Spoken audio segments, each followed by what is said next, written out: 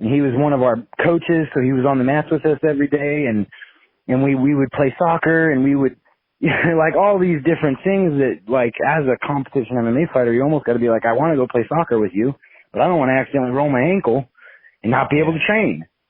And there were days like that.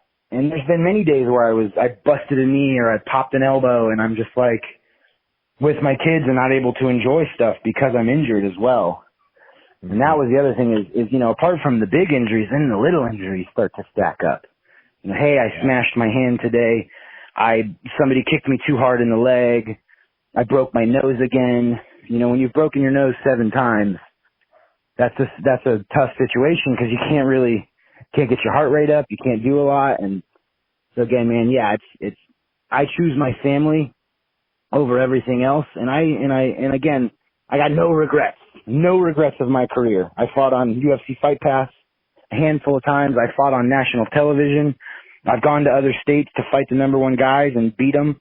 I've fought dudes from other countries.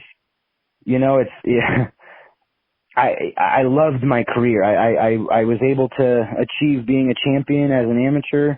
I was able to achieve being the number 1 ranked 45er in Texas at one point. So I've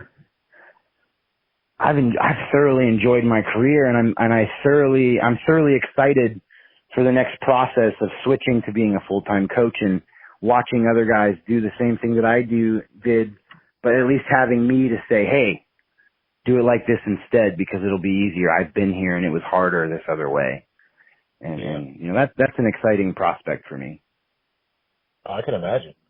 Now, you kind of brought it up a couple times already. Can you go into the story of you being shot? Like, you've kind of, like, just kind of be like, oh, yeah, I was shot. And no big deal. Like, oh, man, you know, it actually wasn't as big of a deal. The injury process was unfortunate. And, you know, I was out hunting with Alex and our striking coach, Matt Wald, and one of our students, Graham. We were hunting, did a boar hunt, just got invited by one of our students, Graham, and he was like, come with us. We want to go boar hunting. It's like, let's go. And we had a great day. It was probably the best day of shooting I've ever had. I caught one of the pigs from like maybe 50 yards away sprinting across a tree line, and I no-scoped him. I straight up just picked the rifle up to my eye, shot, hit him in the perfect spot, dropped him. Literally, the guide, the hunting like enclosure guide looked at me and goes, how did you do that? And I was like, I thoroughly enjoy shooting. I'm actually a really good shot. And he was like, I can tell. It was a great day of shooting. And then we were done shooting for the day, picking up the kills for the day, chunking them in the back of the truck. And, you know, it's funny too, because if you look on my Instagram and go back, you can actually see that day. You can see all the pigs we got. You can see everything we picked up. There's even a video of us tossing a pig in the truck. It's about 3 minutes after that video that we were driving down the road, hit a bump on the road. A revolver that was in the truck got dislodged because we were at an angle going up a hill, hit a bump, the revolver hit the truck bed, went off, and I caught it in the elbow. What I like to tell people is, because Alex was in the car and he's our star UFC fighter, I actually elbowed the bullet to save him. And but no, man, yeah, it caught me in the elbow, went up into my shoulder, had some vascular and muscular damage. My brachial artery and nerve got damaged. But man, we got everything tourniqueted up and put me on took about 20 minutes for the ambulance to get there. Got everything, taken care of in the sense of making sure I wasn't going to bleed out or anything. And then got to the hospital, ended up getting evac'd from the hospital we were at because we were hunting in the forest. So we were in the middle of nowhere. So they put me in a helicopter, flew me to Houston and did the surgery and it was a slow process. It took a long time to be able to just even close my hand again from the damage of getting shot in the nerve. But I hunkered down. I went to rehabilitation every single day. I exercised every day, and I did jiu-jitsu as much as possible once I could so that I could wake that hand back up. And, I mean, as we can see, I fought 4 times since that injury. I 2 wins, 2 losses against tough opponents. And, like I said, I really thoroughly enjoyed the process of being able to fight again. And that was another thing is I almost died, literally. Like, when I started to bleed out, if they hadn't hit the tourniquet fast enough, I may have not made it. So the fact that I was able to make it through that, the fact that I was able to eventually close my hand again and then fight again, that was a huge, like, life achievement for me and goal. And I was able to do that. So that's the other kind of thing with retiring is that I almost wasn't even able to, like, in the emergency room, they straight up said, we're probably going to have to cut your arm off because it was a 45 hollow point that I got shot with. So they were for sure that the damage was going to be so bad that I wouldn't be able to even, like, have any muscles or bone in that arm. And weirdly enough, there was zero damage on the bone, and it only hit the brachial nerve and artery, and so none of the muscles really took damage other than when they had to cut my muscle open to get to the nerve so they could repair it. But, and so that was a whole thing. And then what sucked is that happened right at the same time as COVID. Oh, man. And so I ended up having to take a 2-year break. It was a year of injury time, and then COVID was in the midst at the same time. And so literally like 2 whole years without fighting, falling behind everybody else who was on the same level as me.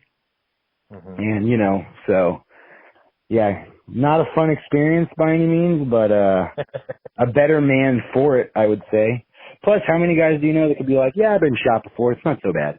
Yeah, I mean, that's why I asked, and I was like, that, you're kind of just brushing it off like it's no big deal, but most people don't go through their lives with the story of, oh yeah, I've been shot, no big deal.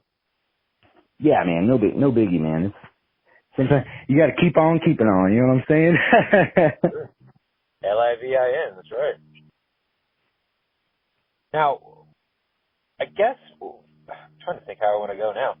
What did your training weeks look like when you were an active fighter? What's funny is I still want to help Ricky and Alex with their careers. So my training schedule hasn't changed. I still train just as much. I just get to take rounds off and I get to eat whatever I want when I'm training. So I don't ever get tired. So I still train with Alex Monday, Wednesday, and Friday morning. We do jiu-jitsu at 11 o'clock. Tuesday and Thursday is cross training days. So we'll go to other gyms and cross train. That's pretty much the only day that I kind of mixed so I could do like more training and private lessons at my own gym, which is really just the Tuesday. I left the Thursday open so I could still go train with the guys at War, like Trevin Giles and, those different guys out of that facility here in Houston. And I even told Alex, like, hey man, I still want to go to Fortis with you. I still want to train. I still want to enjoy the fight lifestyle. I'm just not going to have to worry about my weight and I don't have to worry about, killing myself while training. And he was like, that's awesome. And he was like, hey man, I don't want to change my corner. You're the best corner I've had warm-up wise. Like, I love having you back there. You're a great warm-up buddy. You know exactly how to roll with me. I never worry about you going too hard or going too light. And it's like, that was kind of the other thing is it's like, man, I have a great coaching life as well. Uh-huh. So I'm still training 6-7 days a week. I just have the ability to say, hey, I'm going to take my kids to the park and not train today. And instead of being like, dude, you're supposed to fight soon. You can't do that. It's all right, man, have a good day. See you later. And that's kind of like the only change up on training, really. And like I said, I still want to do super fights. I'm going to hit up the guys in California for that combat jiu-jitsu stuff. And then I'm going to be starting training for ADCC.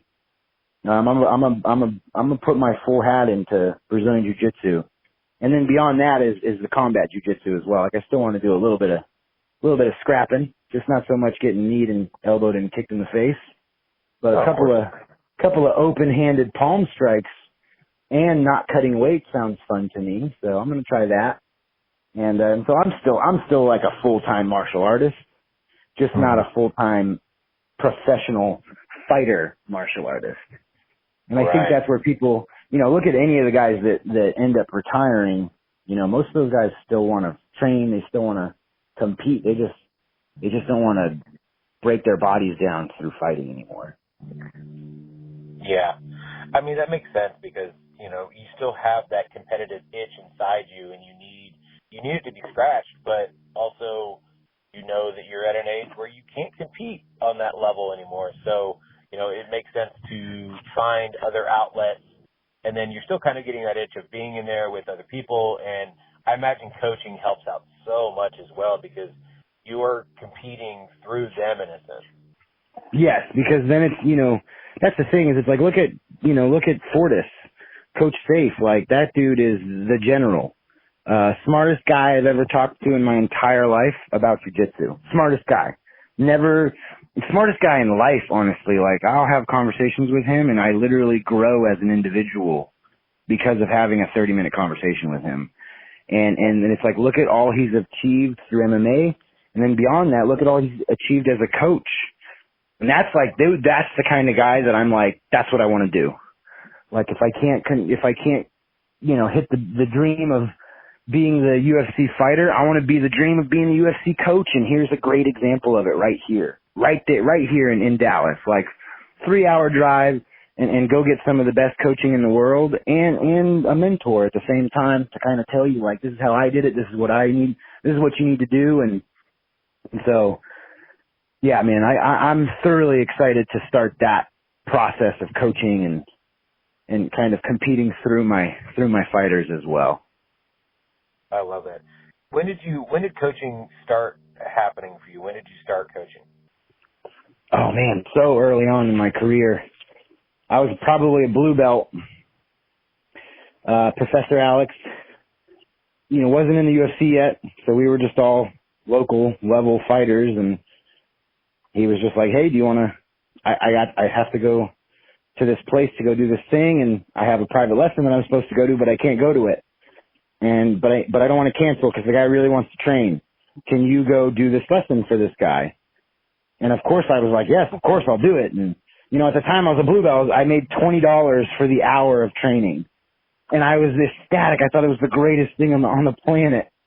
And then from there I just told Alex, he said, hey, what's your plans for fighting? What's your plans for martial arts? And I said, I just want to do what you do, man. I just want to coach full time and train full time. And, he gave me an opportunity to go to the gym and get in as a kids coach. And at one point I was the front desk coach for the gym, front desk, like a program director to sign people in and training at the same time. And eventually once I got like really good at coaching through the tutelage of Alex Morano, he was like, do you want to be the full-time coach? And not only that, do you want to be like my number 2? Like, I'm the head coach, you're the second in command coach. And I was like, dude, there's nothing I would like more than that.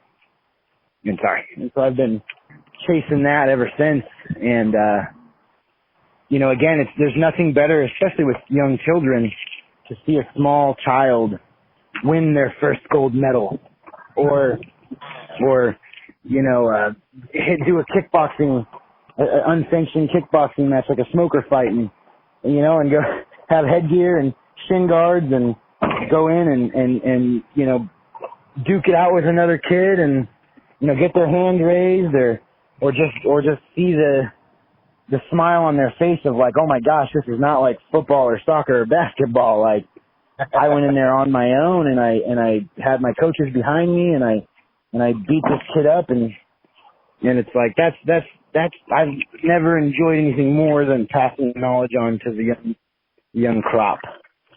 And so it was always something that no matter what, whether I made it to the UFC or not, the plan was always going to eventually be a full-time coach that just, kills it when it comes to,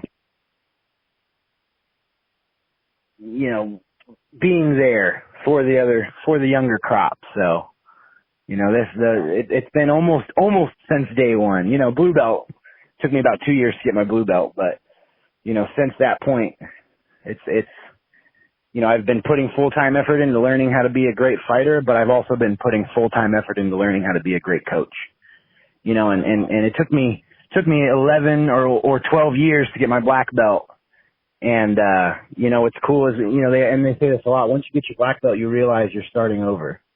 And once you get your black belt, when you get your black belt, you just became the lowest rank black belt. Cause who else is your competition? And then you think to yourself, I'm gonna go against this guy. He's had his black belt for 6 years, which means he's probably been doing jiu-jitsu for 18 years. And you're like, okay, I just realized I'm the white belt of the black belts. And then you start that whole process over and try to become the